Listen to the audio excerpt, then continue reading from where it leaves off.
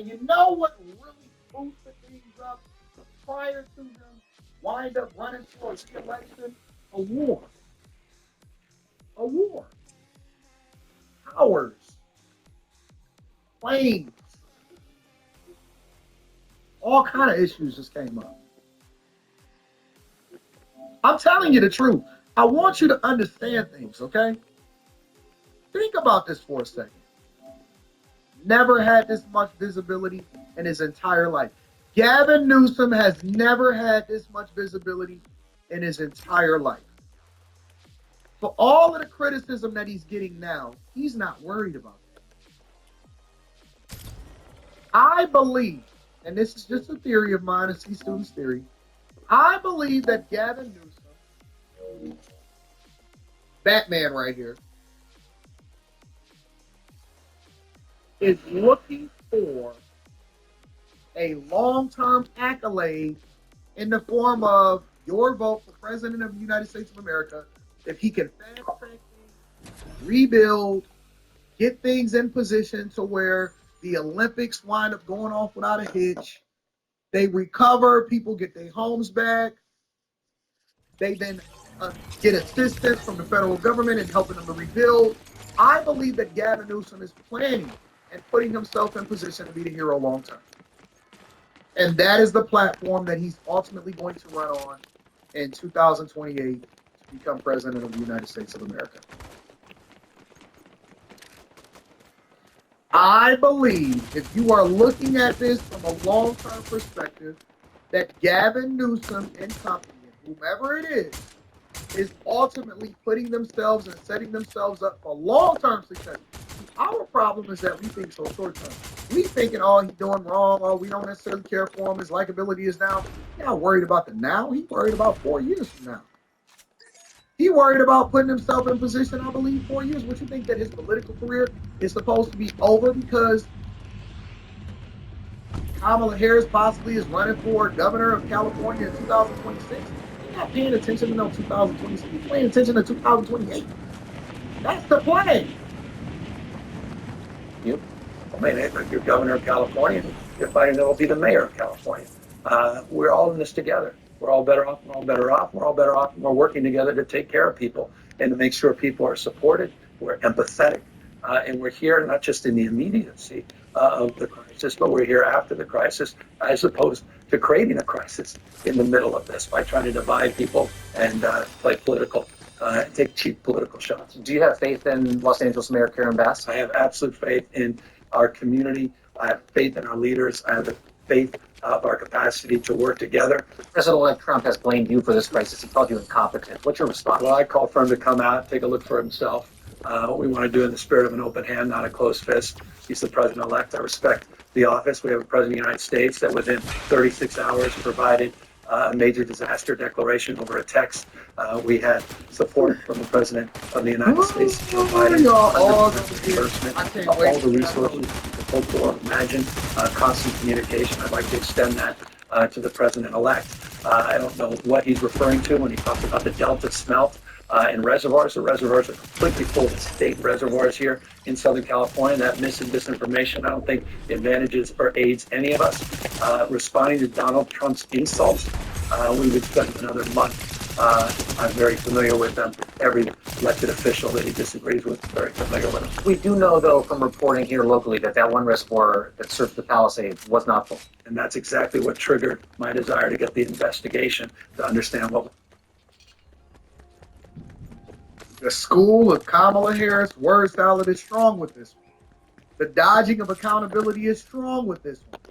Looks very presidential to me. It's happening with that local reservoir that was not a state system reservoir, which the president-elect was referring to as it relates to the Delta and somehow connecting the Delta smelt to this fire, which is inexcusable because it's inaccurate, also incomprehensible to anyone that understands water policy in the state. My understanding is that you have put a call into President-elect Trump. Has he called you back? No, that was months ago. That was after his victory. So I look forward to him again coming out here in the spirit of. Well, forgive me for interrupting you, but you did invite him to come out here. Have you had any response? No. Multiple times, President Trump has threatened to withhold aid for California wildfires, both as president and now again as president-elect. You worried that he might actually do that? In Utah, he's done it in Michigan, he did it in Puerto Rico.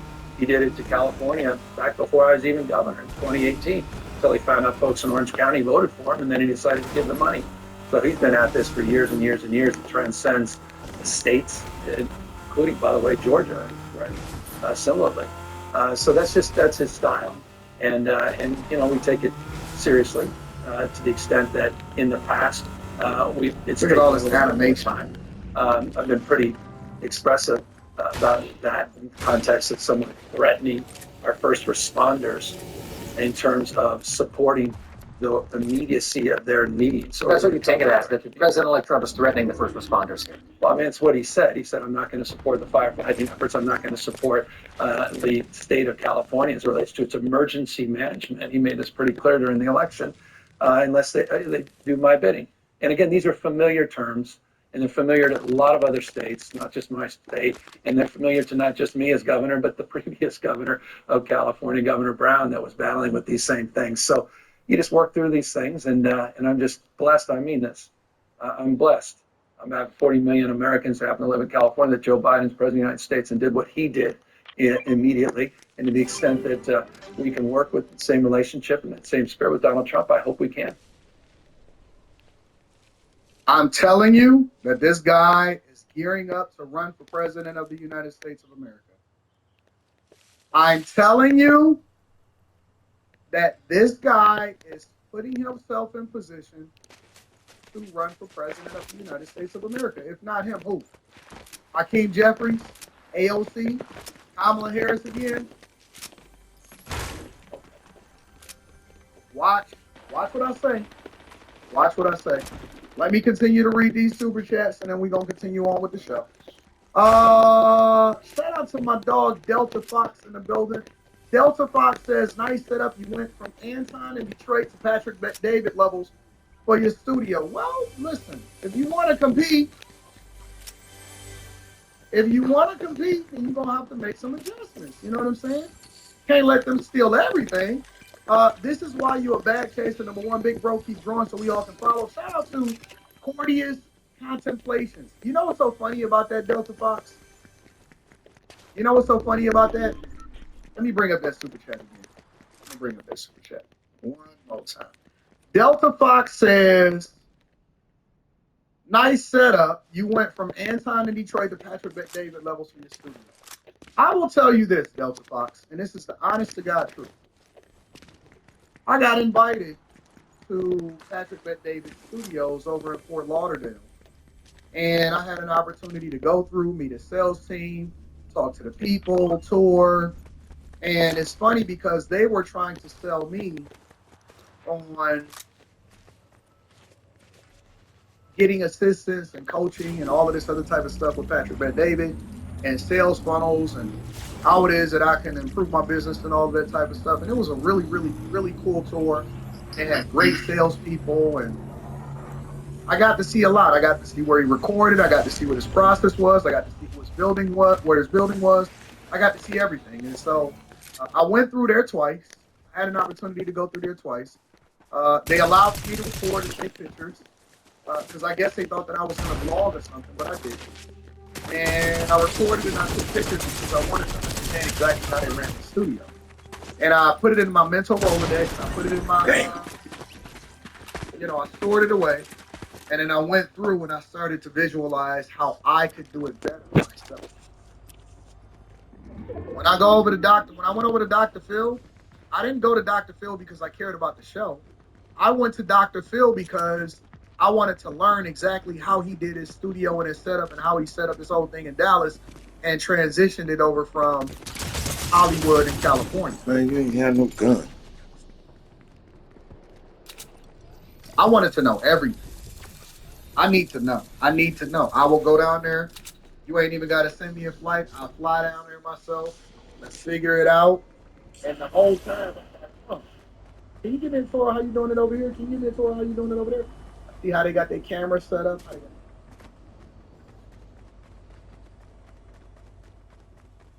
camera work. How they do things. How they run their boards. How many people it take. And in my mind, I'm thinking, okay, how can I simplify that process? How can I reinvest into it, and how can I bring this whole thing back to Detroit?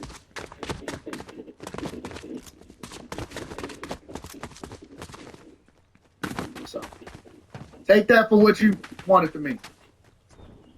I observe. I need to know. I need the information. Give me the information. I know what to do with it. Gavin is planting the seeds for his future. I agree.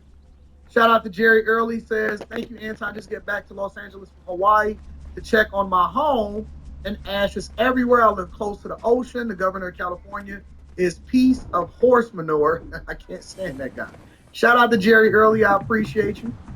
Brandon Chapman then says, I got the super sticker for you. Thank you, Brandon. I appreciate you. Kenya, what up? Kenya from Cali says, this is the perfect setup for Newsom's 2028 presidential bid. Shaking my head. Just go. Nice shell says, I just see Kamala all over again. I don't. I don't think she's running for president of the United States of America again. Gavin is a joke. He has to go. We need to elect the right Republican in Cali. Chat for more says, good morning, AD. I like it. I like it. I like it. Loving the new look and camera angles. Can't wait to see future shows just caught up on the stream. Shout out to my dog, Chat for more. Gavin is a smooth criminal. Shout out to Badavan and them. Says, the way they lied and said the word earth is a sphere, when we know the word actually means the ground we walk on. Shout out to you. I appreciate you. Jacquel says, greetings and blessings, brother AD and family and the bag light chasers. It seems that Gavin had taken a play out of Trump's playbook, even the tone. Hiram the Terrence says, Gavin is a snake oil salesman. Sadly, people are buying into this nonsense. Mr. Joe goes on to say that he's banking on Democrats having short-term memory. Despite this disaster, Democrats are going to vote for him. They're going to give Vance the Trump treatment. Anthony Bohm says, Gavin reciting campaign speech to buying this. Happy Girl is in the building, says, think about this. Entertainers' houses are probably insured by Lloyd's of London. It's the others that have regular insurers that entertainers can rebuild. Entertainers is broke. We're going to talk about that. Jacques Wells says, looking real crisp and sharp. AD Studio is on 10. Mark Muhammad says, great insight. AD is not giving up no easy sound bites. Sade said, no need to ask. He's a smooth operator. Shout out to Mika. Mika says, good morning, AD. I love this new setup. Congrats and stay blessed. Shout out to my girl, Mika. I love Mika. Brother Cole says the studio is on fire, big bro. Great way to represent Black excellence. I appreciate you. Thank you to everybody that contributes into the platform. I love y'all. I appreciate y'all. Let's continue on with the show. All right. So, speaking of opponents in 2028, J.D. Vance. J.D. Vance not only resigned from the Senate, but he's also criticizing Gavin Newsom and the fires. Y'all tell me if this is a setup. Y'all tell me if this is a setup for the 2028 presidential election. But first, let's go to J.D. Vance making his announcement that he's no longer going to be in the Senate, but he's now going to be Vice President of the United States of America, which we know the swearing-in ceremony is roughly 7 days from now. Now, Vance resigned at midnight from the Senate effective today as he prepares to become vice president. And now it's up to Governor DeWine to appoint his replacement. Now, 10 TV political reporter Doug Petcash joins us live in studio now with an update on the governor's decision. Well, Yolanda and Angela, Governor DeWine says he will have an announcement probably next week. And here's what I can tell you about what we've learned today. Vance sent a resignation letter to the governor yesterday, saying he was resigning from the Senate effective today. DeWine attended a dinner with 21 other Republican governors last night, hosted by President-elect Trump at Mar-a-Lago in Florida. In a clip from C-SPAN, a reporter asked DeWine about replacing Vance. Here's what the governor said. We certainly have been working on this for some time, and I'll have an announcement probably next week. I'm looking for someone, first of all, who will be a worker in the U.S. Senate. I spent 12 years there. I think I have a pretty good idea of what it takes to be successful. I want someone who understands Ohio, who has a deep knowledge of our state. DeWine also said it has to be someone who is willing to run in 2026 in a special election, and then again 2 years later when Vance's term would have been up. The governor did not get into who he is considering for the Senate seat. Lieutenant Governor. So I'll keep you guys up to date on what's going on from that perspective, but J.D. Vance pulled up yesterday to talk about pardons, but more importantly, he also talked about California. Check it out. Okay, I sat down for an exclusive interview with Vice President-elect J.D. Vance yesterday, his first since leaving the Senate officially. And we started by talking about the new administration's plans for handling disasters like the ones in California and recovery in the Carolinas. Well, welcome back to Fox News Sunday now as Vice President-elect. Congratulations. Thank you. Good to be here. Okay, so I want to talk to you about the fire situation in California because your administration will be coming in, taking over the reins as the feds are trying to meet that, along with many other emergency situations they have going on. Gavin Newsom, the governor of California, has written to President Trump saying, let's not be divisive right now. Come out and visit. Let people see us working together. Any indication the president-elect may do that? Well, I knew the president would love to visit California. And first of all, our hearts go out to everybody who's been affected by the storms. I've seen some of these videos of people where, folks have lived in those homes for 25, 30, 35 years and everything is gone. And whatever your political affiliation, it's hard not to see those images and just be heartbroken for our fellow Americans who are going through a very tough time. And I do think, frankly, the federal government has to do a better job. President Trump is committed to doing a better job when it comes to disaster relief. That's true for the hurricane victims and flood victims in North Carolina. It's true for the fire victims in California. We have to do a better job. We need competent, good governance. Now, that doesn't mean you can't criticize the governor of California for, I think, some very bad decisions over a very long period of time. Some of these reservoirs have been dry for 15, 20 years. The fire hydrants are being reported as going dry while the firefighters are trying to put out these fires. There is a serious lack of competent governance in California, and I think it's part of the reason why these fires have gotten so bad. We need to do a better job at both the state and federal level. So, J.D. Vance is absolutely right, but I also believe that he's setting the stage and making sure that he put people in their place. Gavin Newsom, who the Republican Party is probably anticipating him run for president in 2020. Yes, I believe so. And so, not only is J.D. Vance not going to miss an opportunity to hold him accountable, which he should, because they have been completely incompetent. They have not done a good job with regard to managing this whole situation. They didn't do a good job with managing the budget in California. See, that's the part that people are missing in this whole conversation. People are missing that part in this conversation. They're not really understanding. This is a way for them, in my opinion, over in California. This is a way for the government over in California to scapegoat themselves out of being accountable for the fact that they were already operating at a budget deficit, as well as over in Los Angeles. Whenever you see a natural disaster or something catastrophic happens anywhere, it's an opportunity for the taxpayers to then bail them out from their own bad decisions that they were making prior to this natural disaster happening. This is bad for the people over in California and Los Angeles and the Palisades and all of these places. But this is great for the government in California. No. This is absolutely positively devastating for all the people that are coming home and realizing all of this stuff and all of these things. But it's absolutely exciting, especially considering that California was operating at a budget deficit in the billions. They were facing a budget deficit in the billions. And Los Angeles was cutting the budget because they had mismanaged funds. And so when you see a natural disaster happen, often at times, what it does is it presents them an opportunity to make themselves look good to the general public, to divert attention away from the thing that they were doing bad, and at the same time shore up their budget with federal tax dollars. And so you and I will now be on the hook to make sure that they're taken care of in the name of helping and fixing this economy and doing things. We need to disperse funds away from Ukraine. They just got another $500 million on their way out the door. We need to make sure that we fix California and go and meet the requirements of what's going on. And where's FEMA? We got to do more for them. We got to make sure that we partner with the federal government because this is something that was out of everybody.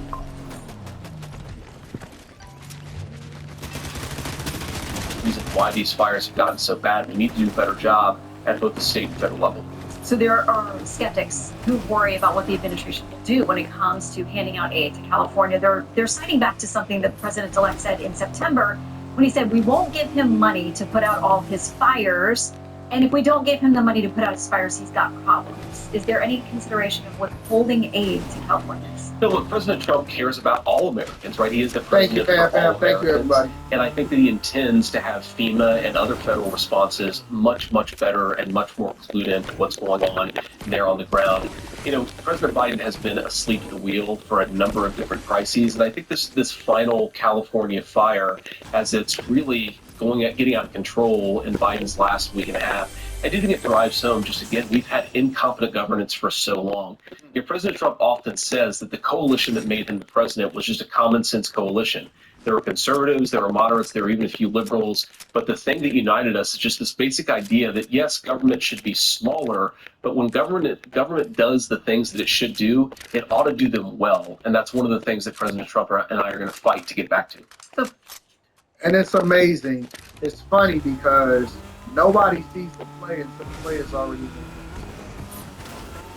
Nobody sees the play until the play is in place. If you don't see the play, I'm explaining it to you. It's not about whether or not they were incompetent or mismanaged. Who's focused on homelessness, for example, right now? The big headline was budget deficit, broke, homelessness, incompetence,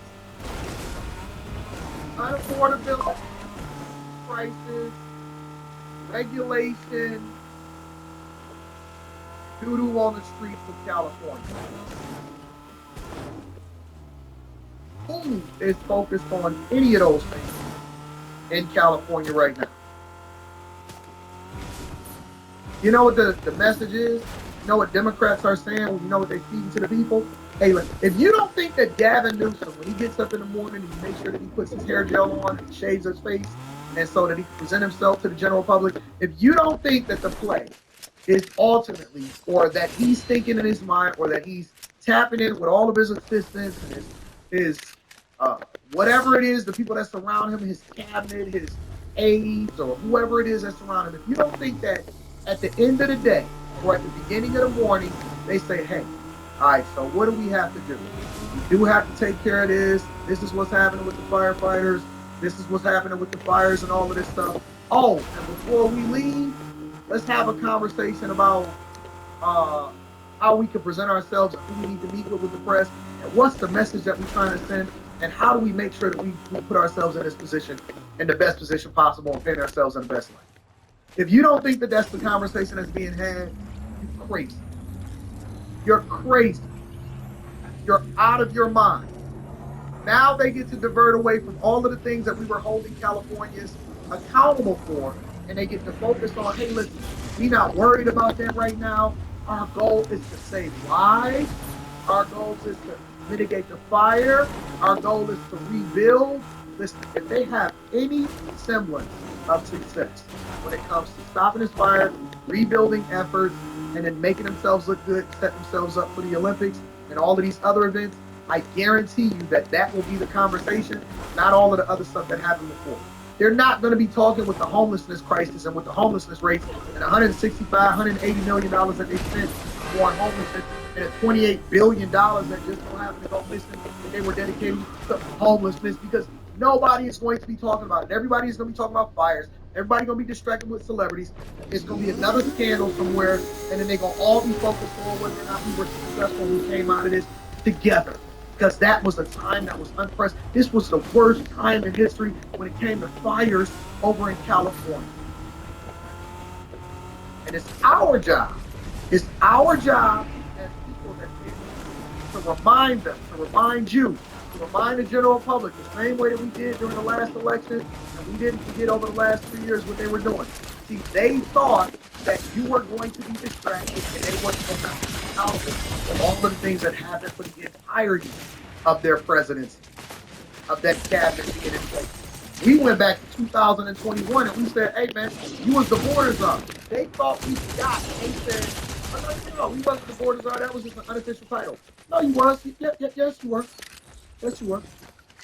And we're going to do the same thing to Gavin Newsom. We're going to do the same thing to all of these people. We're going to hold them accountable. I'm going to make sure that as long as I have a Good shot, boy. It was two of y'all. My bad. while you were in office. And all of the money that went missing, all of the homelessness crisis, and all of the things that you wasn't successful at. And we're not just going to pay attention to what happened in the last 2 years that you was in office. It ought to do them well, and that's one of the things that President Trump and I are going to fight to get back to. So President Biden is doing what he can on his way out the door on a number of issues, and critics would say some of those appear to be aimed at blunting what you all might have planned. Let's talk first about immigration. Politico has this headline: Biden extends temporary status of nearly 1 million migrants ahead of Trump deportations. Says the move allows people from. This is anything but a peaceful transition. This is anything but a peaceful transition. It hasn't been probably the worst transition from administration to administration that we've ever seen in our life. Certain countries who currently have temporary protected status for TPS to renew work permits and deportation protections, extending the program for El Salvador until March 2026 and Sudan, Ukraine, and Venezuela until October of 26. How does President Trump plan to handle these last minute things? And what are his own executive actions planned, especially with regard to the border on day one?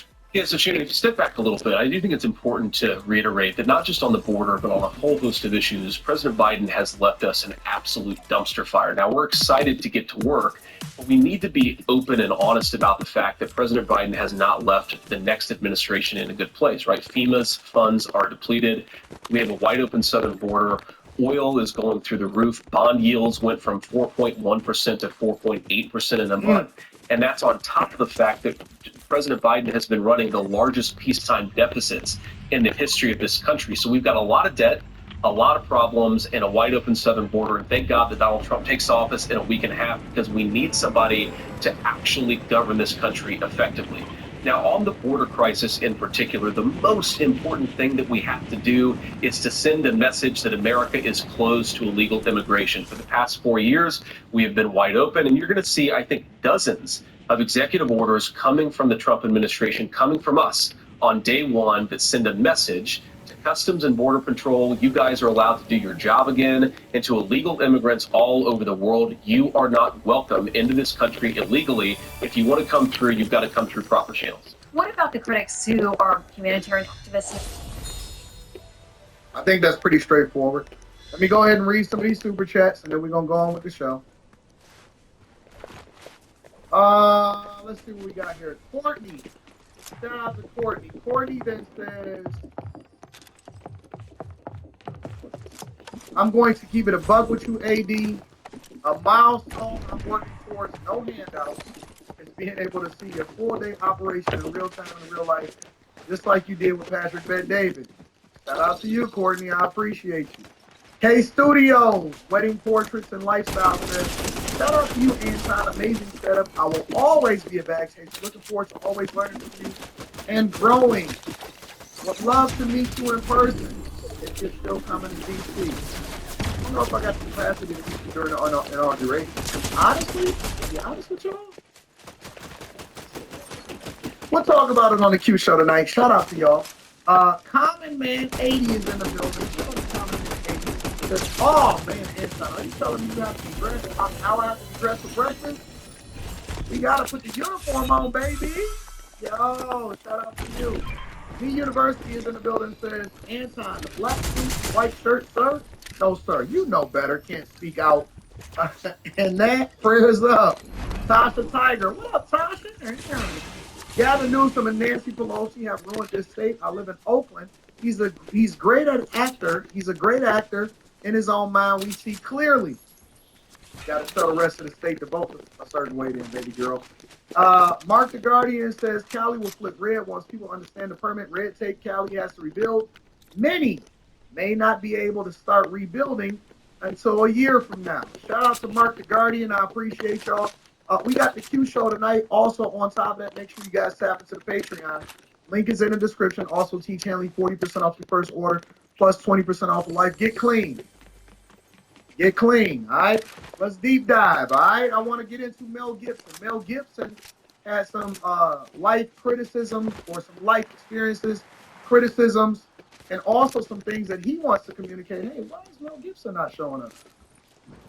See, this is why we got to have some make some adjustments and some criticisms for the current administration in California, as well as experiencing and sharing with you guys how his house burned up. Check it out. Joining us now, actor and Academy Award-winning director Mel Gibson, an old friend, a Malibu resident who tragically just lost his home to the Palisades fire.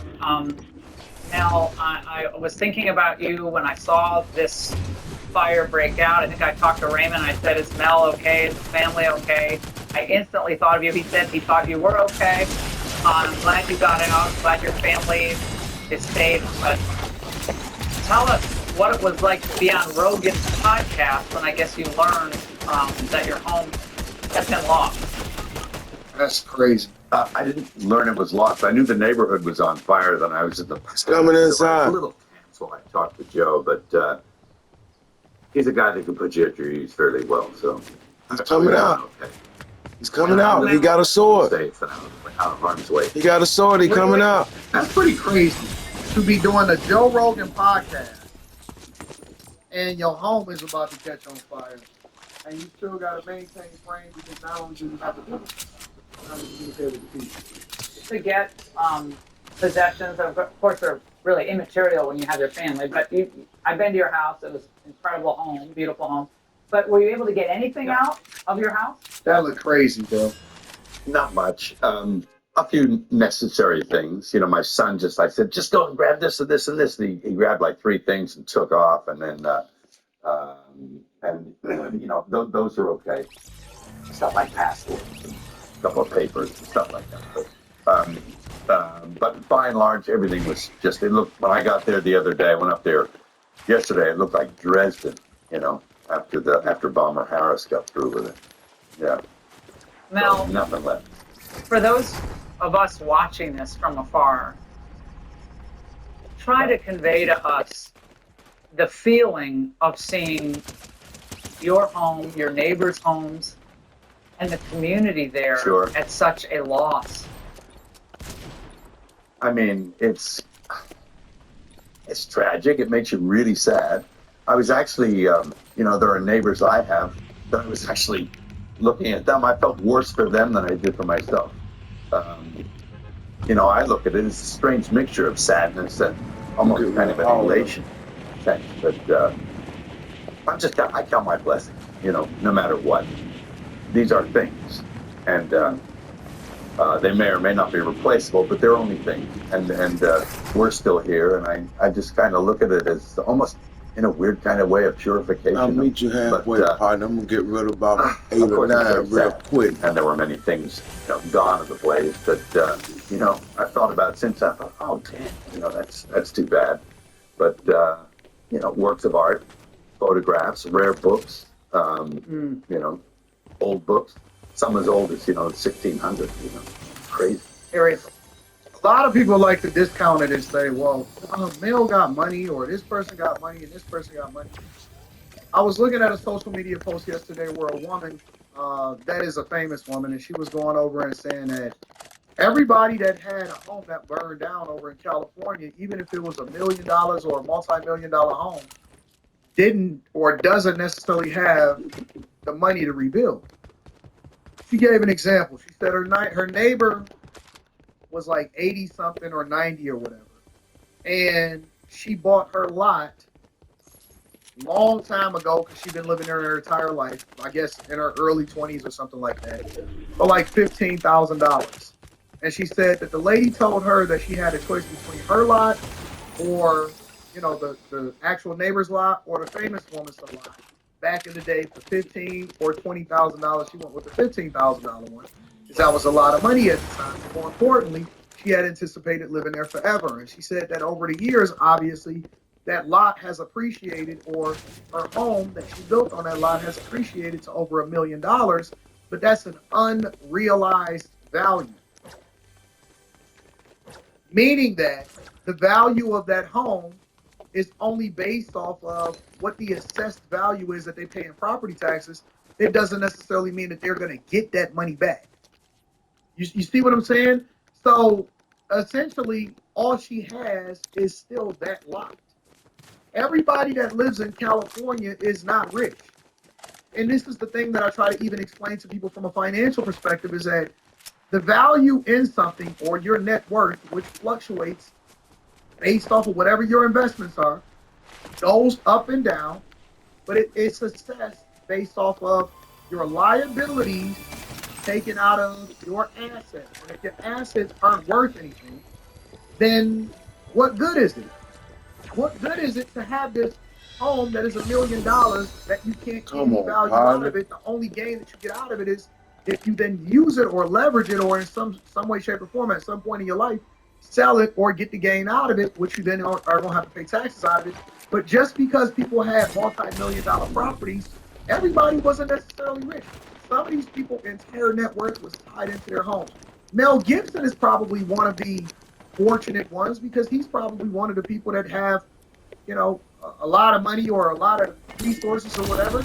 And I tell people also on this front,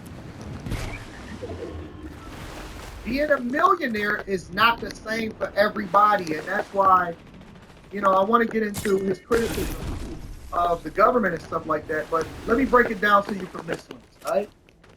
Being a millionaire, for example, is different in that there's people that make $1 million a year or more, and then there's people that have a net worth of $1 million or more. There's people that have a $5 million net worth that make $1 million a year, and there's people that have a $5 million net worth that make 70, 80, $90,000 a year. And I'm telling you that it's different between the two because Look at you first, if partner. you are in, there's a whole lot of millionaires. There's very Don't few you people turn that it make down. $1 million a year. It's a whole lot of millionaires because that's your net worth. There's very few people that make $1 million or more. Meaning that your lifestyle is going to be much different as a millionaire that whose home is worth $2 or $3 million over a period of time, and then you got a 401k that you can't draw off of until you're 67 and a half, and then you got your pension, and then you got your cars, and you got a couple heirlooms and all of this other type of stuff. But you make $80,000, $90,000 a year. You may not outlive your money. You may be comfortable in your retirement. You may be doing okay, but you cannot live the same lifestyle as a person that may have the same net worth as you, but that generates way more income. And that's the difference.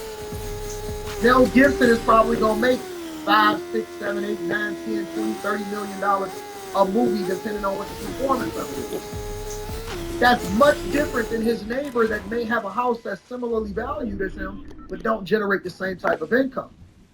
But people automatically group everybody that lives in a particular area because they may have a big house in the same category, and it's not the same. It's not the same. You may live in the same neighborhood, but you ain't the same. You may have a home over your head, but it's not the same. Look at that. Let me see what the action look like. You see what I'm saying? That's one over there. I want people to just I see that look one. at the context of what's being communicated and not just look at the neighborhood or the home that burned down and just automatically assuming that everybody can rebuild. Everybody can't rebuild. Replaceable. And irreplaceable stuff. Yeah. So thank you, Clem. It is what it is, I guess. It was only a month ago that the flames threatened us, 200 meters away on the other side. And of course, the wind shifted and came in and whipped and got us from the other direction. So it was an interesting. You've heard the, both. You've heard a lot of people say a lot of things about these fires. Obviously, the winds were horrific, but they were predicted. I know you know that last weekend, like Friday, Saturday, Sunday, they said this could be tragic with these winds if any fire starts. Sure. Do you believe in what you know so far? Anything could have happened like this? Yeah, well, one always suspects that this might happen, but one thinks that, and the capabilities of men and women will be on standby, that they'll be able to cope with any situation that comes up. But apparently, some people were asleep on the job, mainly our leaders there. But, Thank you, that's Miss. something they have to live with. Mr. M. But Ellis, that's I something the appreciate you. community has to live Bye. with. It's really sad. That's a And I have death many trap. friends that are, you know, looking for a place to put a roof over their heads. And kids, and, you know, they're traumatized. So someone should answer for it, but we'll see. I think we know who the culprits are. In fact, my son he's a member of the volunteer fire brigade. He sort of interfaces between LA County Fire and people, and they assist them where they can during, before, and after the blaze. And apparently the residents in Corral Canyon caught an arsonist up there.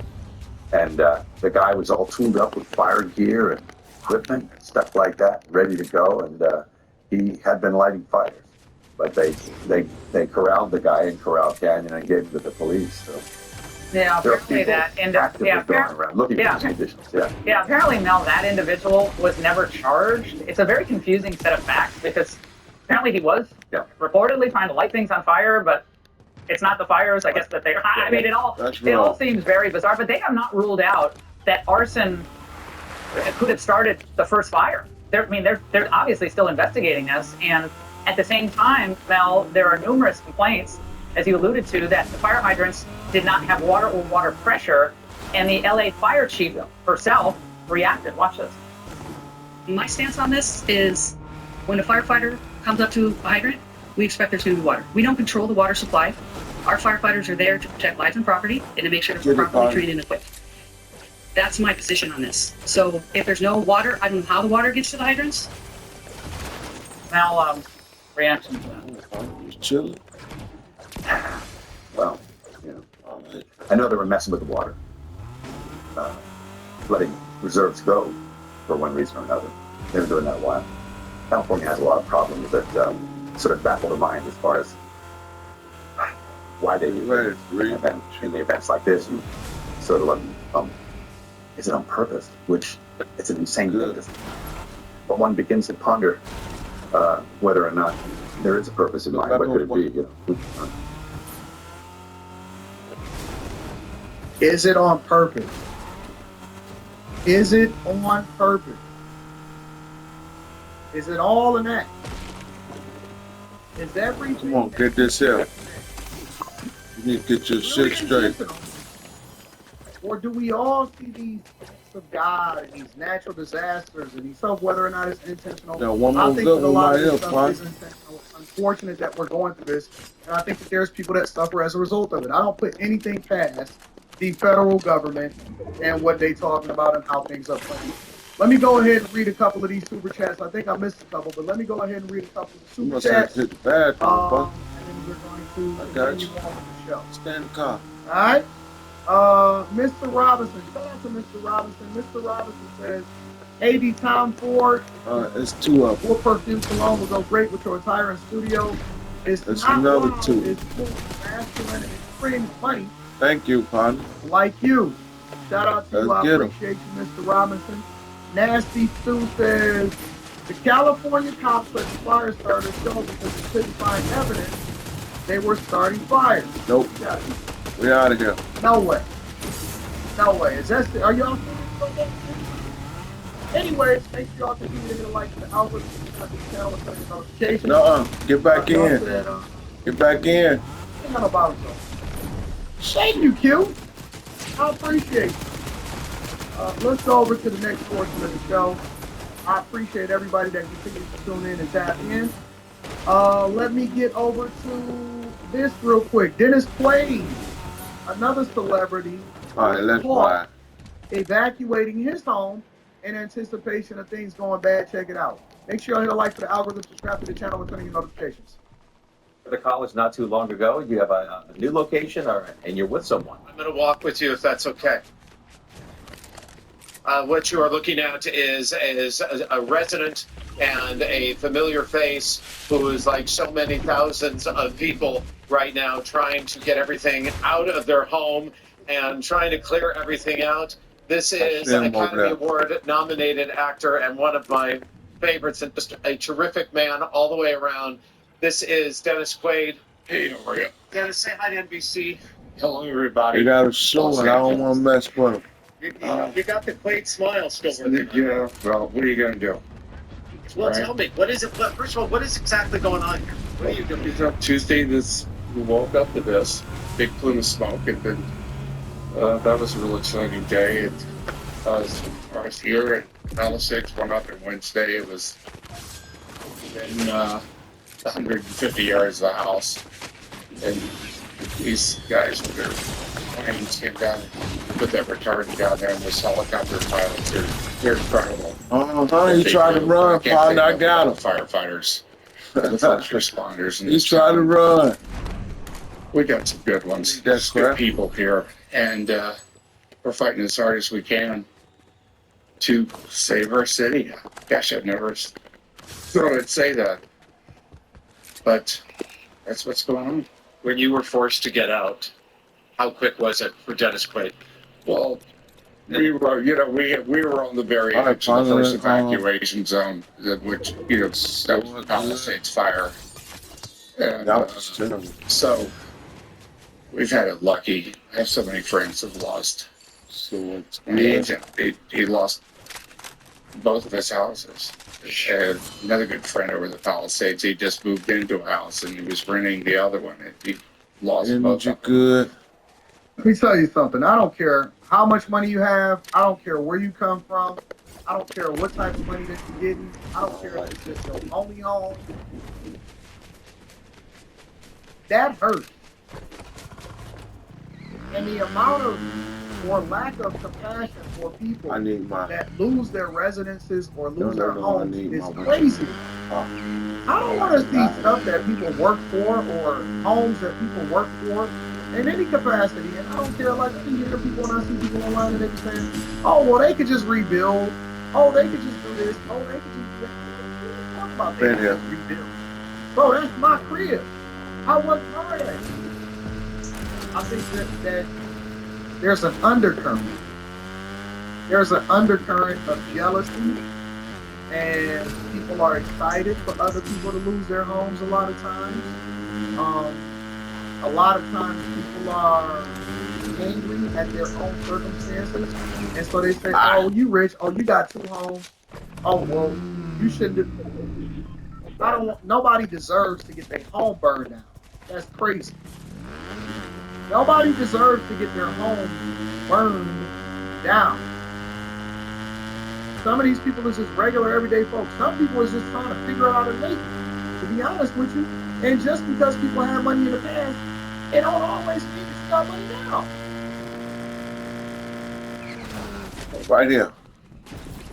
Let's roll. What do you do? I mean, just come to on. rebuild. You start to think about how long it takes to put a house together, and then you can't really hold it in your mind. I think that's a thing that kind of keeps us sane. That's 11 left. It's kind of a blessing. Spot 2 I of. don't have to think about all that stuff. So you took off, right? Yeah. Right. Well, I came back. I was at the house. I go got my wife and kids to the hotel and stuff, and I came back just in case, it had shut off the gas and all those little things you don't think of. Oh, he's by himself. Just thought maybe I could be there and put a hose on the roof if the embers start coming over, at least something like that, or help out the neighbors. And so we were there. Yeah. Let's go. Wednesday, and I thought we were through it. But, you take this in the other car. It, right. You're switching cars right here. Died down. But hopefully tomorrow, I'll have this thing laid down. Come on. Because if it takes out Mandeville, it could take out Brent. Come on. Just come roaring down here. Let's roll. And you know what the worst part about this whole situation is? Is that, let's say hypothetically, for the sake of conversation, that they completely put out all the fires, which they haven't, and it's still raging, and it's not contained, and people are still worried. It's 9 left. I hear people all the time saying, I remember when this first started, a little over a week ago, and people were like, Oh, that's That's just that a one? small area outside of LA. That's just the Palisades. That's just this. That's just that. Hold up. Now people are They starting inside to the say, building. hold on. You want to go or I'll keep it moving? I'll wait for them to come out. Biden, wherever Okay, here. let's go. Hey, hold on. I seen y'all get your homes burned down. I don't really know about this stuff. Let's see if they're going to come out right At now. first, it's just a thing. And then next thing you know, oh man, what the heck is going on? We inside the Wait a circle. minute, We they didn't burn good. down 10,000 structures. That Chase Bank that I used to go to, it ain't there no more. It's all cool until it hits you, right? And the worst part about this They is playing with that, us. guess what? Later on this year, probably be another wildfire. And the next year it's gonna be another wildfire. And more insurance companies are gonna take this part this year, and they're gonna pull out next year. And they're not gonna write no new policy. Get the best out of here. Only states that they're gonna insure is Midwest. Oh! If you live in California, That's a good one. I had to say that one.